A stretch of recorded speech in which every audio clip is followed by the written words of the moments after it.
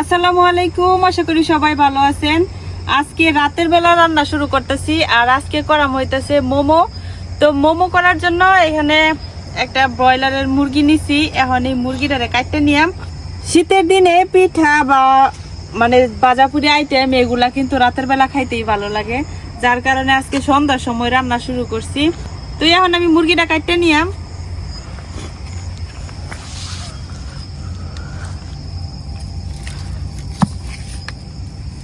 বাজার থেকে মুরগি ড্রেসিং করে আনছিলাম, যার কারণে কাজটা অনেকটা সহজ হয়ে গেল।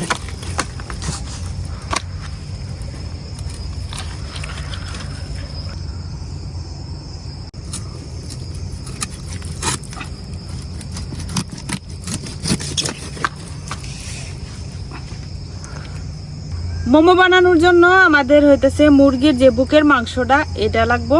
তো এই বুকের মাংসটা এখন আলাদা করে নিয়াম।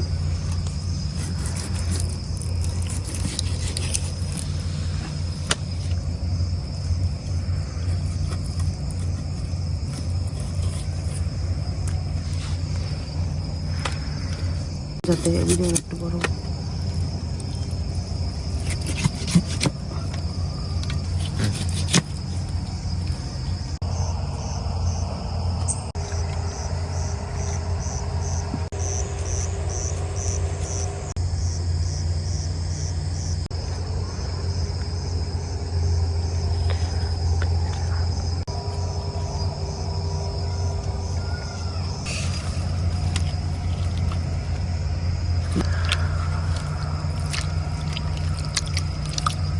আমি এখানে মুরগির বুকের মাংস যেটুক মাংস আছে এই মাংসগুলা দেখে দেখে নিয়ে নিছি, হাড় ছাড়া। এখন এগুলারে ভালো করে ধুয়ে নিয়াম। সবাই মুরগির মাংসটারে ব্লেন্ড করে নেয়, তো আমরা হলো শিলপাটাই বাইটে নিয়াম।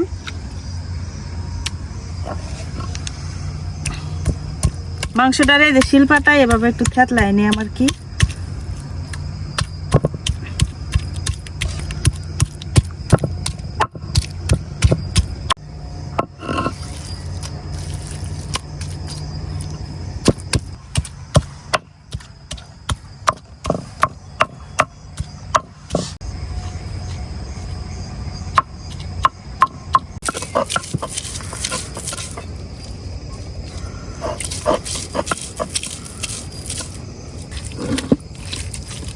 মাংসটারে আমি একদম কিমা করে নিছি পাটার মধ্যে বাইটিয়া। আমরা ব্লেন্ডারের দরকার পড়ে না, আমরা শিলপাটার মধ্যে সব কাজ করতে পারি।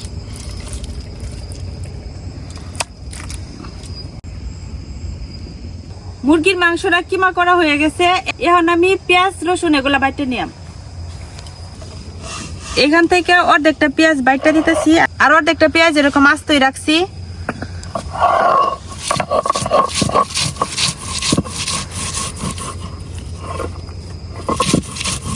পেঁয়াজ বাটা হয়ে গেছে, এখন দিতেছি রসুন আর আদা। আদা আমি আগে কুচি কুচি করে কাটতে নিছি। এখন রসুন আর আদাটাও পেঁয়াজের সাথে বাইটটা নিয়াম।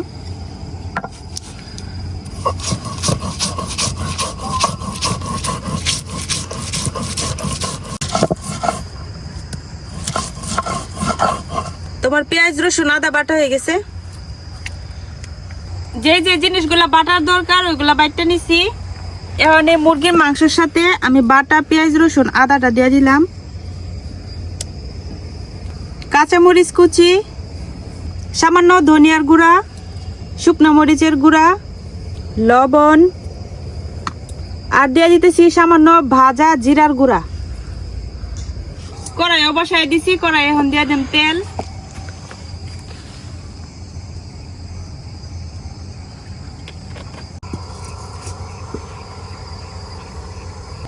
তেল গরম হয়ে গেছে, এখন দিয়ে দিতেছি পেঁয়াজ। যে অর্ধেকটা পেঁয়াজ আমি রাখছিলাম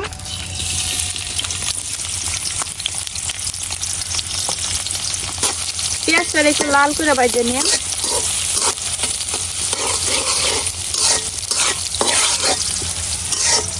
এখানে আমি কয়েকটা আলু নিছি। এই আলুগুলারে যে চিকন চিকন করে এরকম ছোট ছোট করে কাটতে নিছি। এখন আলুটা দিয়ে দেন। আলুটারে পেঁয়াজের সাথে অল্প একটু বাইটে নিলাম।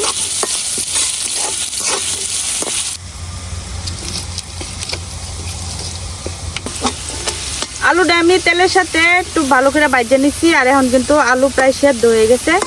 এখন দিয়ে দেব হলো মাংসের যে কিমাটা রেডি করে রাখছি ওইটা, মশলা সহ মাংসের যে কিমাটা রেডি করে রাখছিলাম এখন এটাও দিয়ে দেন।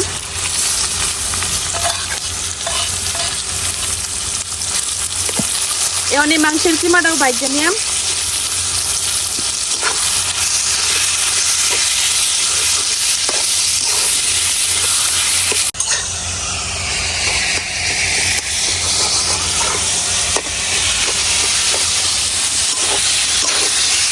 মাংসের কিমাটা ভাজার সময় এখানে কিন্তু পানি দেওয়ার দরকার নাই, কারণ মাংস থেকে কিন্তু পানি ছাড়বে।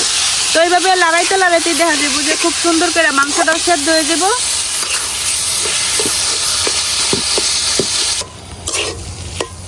আমার মাংসের কিমা থেকে যে পানিটা ছাড়ছিল এই পানিটাও কিন্তু টাইনা গেছে আর খুব সুন্দর করে কিন্তু সেদ্ধ হয়ে গেছে।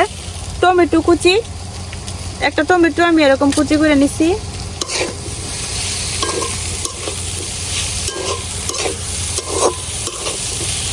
সবকিছু খুব সুন্দর করে সেদ্ধ হয়ে গেছে, এখন নামাই নিতেছি।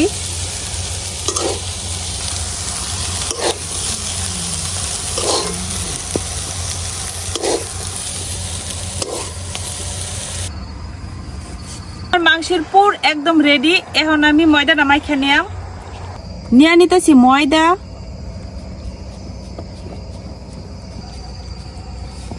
দিয়ে দিতেছি লবণ, তেল। এখন লবণ আর তেলের সাথে ময়দাটারে ভালো করে মাখাই নিয়াম। তেলের সাথে ময়দা আমি খুব ভালো করে মাখাই নিছি। এখন অল্প অল্প পানি দিয়া রুটির ডো বানাই নিয়াম। নর্মাল যেরকম রুটির ডো হয় এরকমই বানাই নিয়াম।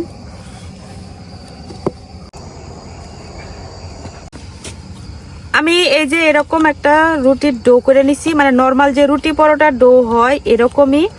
এখন আমি ডোটারে কিছুক্ষণের জন্য একটু রেস্টে রেখে দিলাম।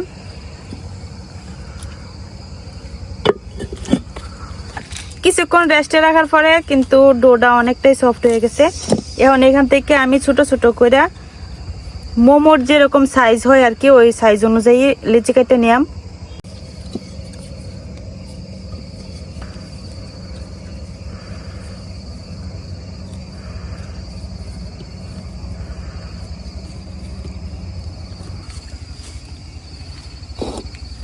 এখন আমি একটা একটা করে প্রথমে রুটিগুলা বানাই নিলাম।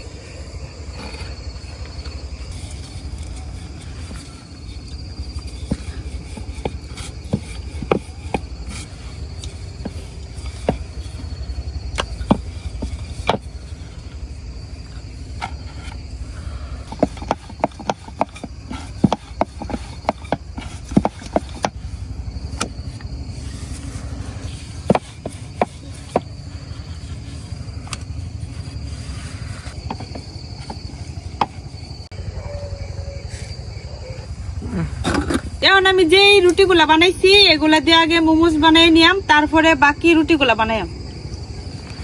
এখন একটা রুটি নিয়ে নিছি আর রুটির মাঝখানে যে আমি চিকেনের পুরটা বানাই রাখছিলাম এই পুরটা দিয়ে দিলাম। এখন বাস দিয়ে নিলাম।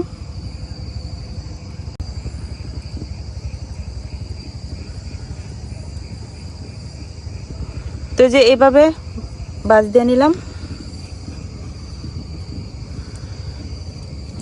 আমার মোমোসের রুটিগুলা একটু বড় বড়, যার কারণে মোমোগুলা একটু বড় বড় হইব।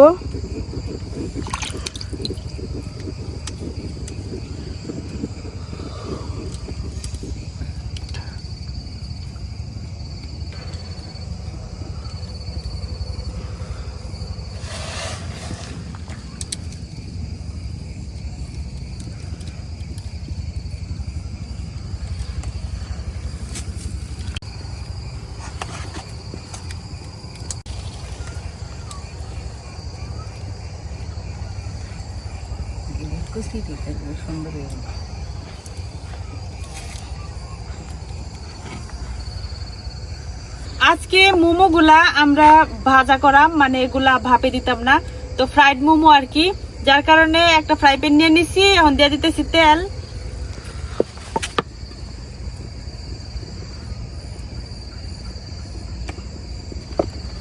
এখন তেলটা গরম হইতে হইতে আমি মোমোগুলা বানাই নিলাম।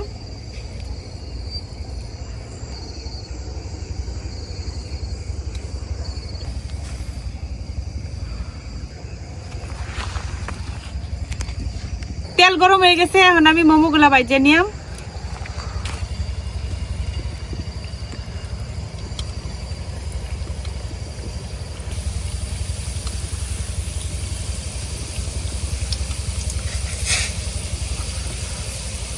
কড়াইয়ে ভাজলাম না, ফ্রাই প্যান নিছি, কারণ ফ্রাই প্যানের মধ্যে অনেকগুলো একসাথে ভাজা যায় আর কড়াইয়ের মধ্যে ভাজতে গেলে দেরি হয়ে যাব, এই কারণে আমি ফ্রাই প্যানটা নিছি। তখন এগুলো ভাজা হইতে হইতে বাকিগুলো বানাই নিলাম।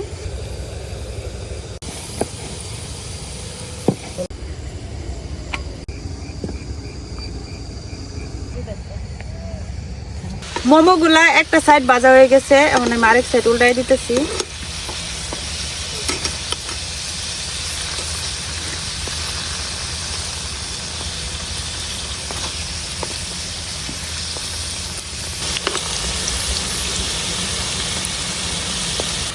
তো দুই সাইডে আমি এরকম গোল্ডেন ব্রাউন কালার করে ভাজে নিলাম, তাহলে মোমোগুলা খাইতে একটু বেশি মুচমুচে হইব। আমার এই মোমোগুলা ভাজা হয়ে গেছে, এগুলো উঠাই নিতেছি।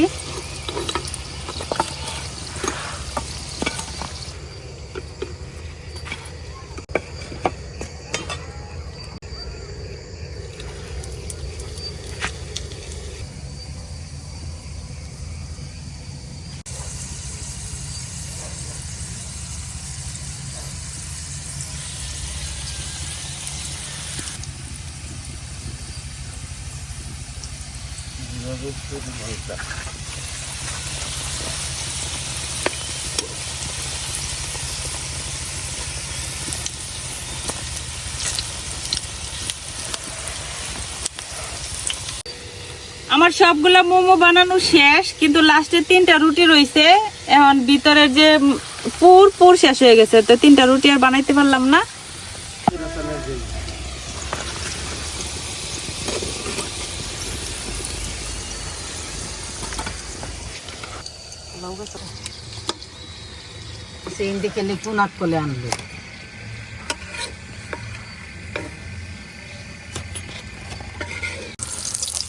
লাস্টের 3টা রুটি যে বাড়ছিল, এগুলার ফালায় লাভ নাই। 3টার এখন লুচির মতো ভাজা খায়া বয়ে থাকবাম শেষ।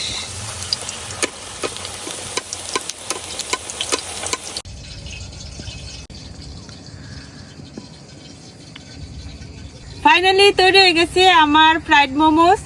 তো দেখেন কত সুন্দর হয়েছে, যদিও আমি সবগুলো একই ডিজাইনে করছি, অন্য ডিজাইন করে নাই, কারণ আমরা রাত্রিবেলা হয়েছে মোমোস বানাইতে বসছি, অনেকটা সময় দেরি হয়ে গেছে। তাড়াতাড়ি করার জন্য আর কি একটা ডিজাইনে করলাম যেটা সহজ।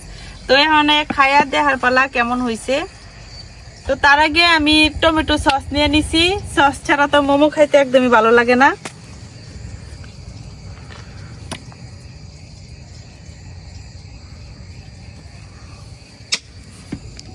তো এখানে টমেটো সস নিয়ে নিলাম। এখন একটা মোমো আপনাদেরকে ভাঙ্গা দেখাই।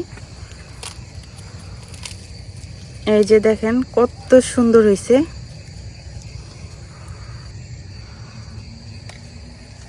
বিসমিল্লাহ। এতক্ষণ এত কষ্ট করে বানাইছি, অনেক মজা হয়েছে। সবগুলা কিন্তু আমরা ঘরোয়া মশলা দিয়ে বানানো, এর মাঝে মানে এক্সট্রা অন্য কোনো কিছু দেই নাই। এই মোমোটা একটু হালকা করে ভাজা দিছি, তো এটার ভিতরটাও আপনাদেরকে একটু ভাঙ্গা দেখায়। এই যে দেখেন কত সুন্দর হয়েছে। এখানে যদি আমি আরো ধনিয়া পাতা দিতাম তাইলে আরো মজা হইতো, তবে আমার গাছে ধনিয়া, আমার বাগানের ধনিয়া মাত্র 2-3 পাতা হয়েছে, যার কারণে উড়াইতে পারলাম না। যাই হোক, শীতের শুরুতে মোমো দিয়া উদ্বোধন করলাম। সামনে তো আরো সময় আছে, শীত তো পড়েই রয়েছে, তখন আরো খাওয়া হইব। এই শীতের সন্ধ্যায় এরকম গরম ধোয়া ওঠা মোমো হইলে আর কি লাগে। তো আমাদের এদিকে তো মানে ওই রকম রেস্টুরেন্ট ফাস্টফুডের দোকান নাই, আমরা চাইলেও খাইতে পারি না। এইভাবে যদি বাড়িতে বানিয়ে নেওয়া যায় খুব সহজে অল্প উপকরণে, তাইলে তো আর কথাই নাই। ভাপ দিয়ে করতে চাইছিলাম, কিন্তু ভাপের চাইতে আমার কাছে ফ্রাইড মোমোটা খাইতে বেশি ভালো লাগে, যার কারণে ভাজা করে নিলাম। তবে অন্য সময় আবার ভাপ দিয়ে করবাম, তখন আপনাদের সাথে শেয়ার করাম। তো এখন অনেক রাত হয়ে গেছে, বাড়ির সবাই মিলা হলো মোমোস খাবো, কিন্তু সবাই তার ক্যামেরায় আনতে পারি না। তো আজকে এই পর্যন্তই, সবাই ভালো থাকবেন। আর আমার ভিডিও আজকে কেমন লাগলো অবশ্যই কমেন্টে জানাবেন। আল্লাহ হাফেজ।